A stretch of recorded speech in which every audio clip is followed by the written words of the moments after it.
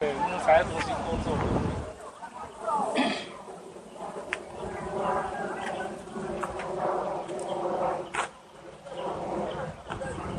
哦，那也是社区达人哦。啊，社区达人。哪里？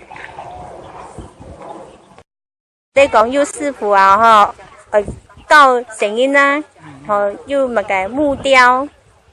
那个清水国小可能最近会来校外教学。哦，有眼光，有眼光，就是要找学校。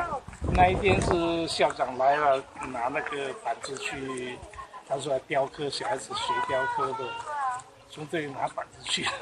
哎，可以请那个师傅去呀，大师级的来教一下。那完了，现在要学不容易是吗？对你真的要学的话，要有一段时间，不是说一两年的事情。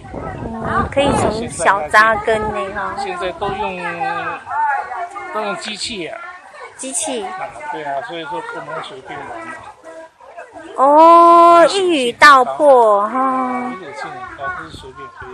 可是机器跟手工木雕差别在哪里？机器比较快啊，现在手工慢嘛，没办法做。而且你的工资很高嘛，你做慢的话就不行了。那师傅，你有并进吗？啊？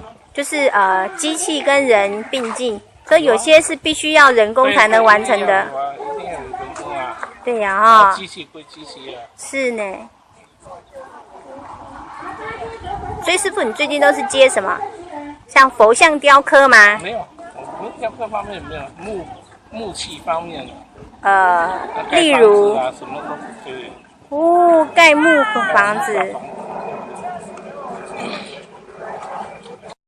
上什么桌子？我也不知道，还没来，等一下4点多会到吧。哦，要跟你谈。哦哟，他很内行哎，找得到这里呢。很有了，有朋友介绍了。赞哦！一般我前次订了一张，还没开工作呢，现在又要来订。哎呦，果然宝刀未老啊！做这个，你说一般做装潢的没办法，因为他们没有学过这些。装潢的就是用枪钉，电锯就这样子而已。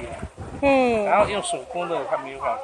你们都是用镶嵌方式吗？还是会用做榫啊？用榫的，对啊，还有做到这么古老的哦。对啊，做榫啊，没有做榫的话不牢啊。不是用铁钉钉一钉的，你装潢类是用铁钉。所以是用木榫。对，用木榫的。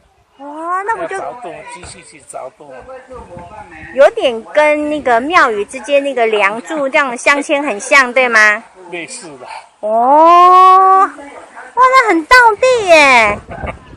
那个做教学步骤那些都很适合哎。不错啊。有师傅。跟他说清水国小，他来的话，还是要给他 DIY 做筷子啊什么之类的。然后他们做得好，可以带回家去。师傅有名片吗？有没有名片？待会请签一下哈。谢谢。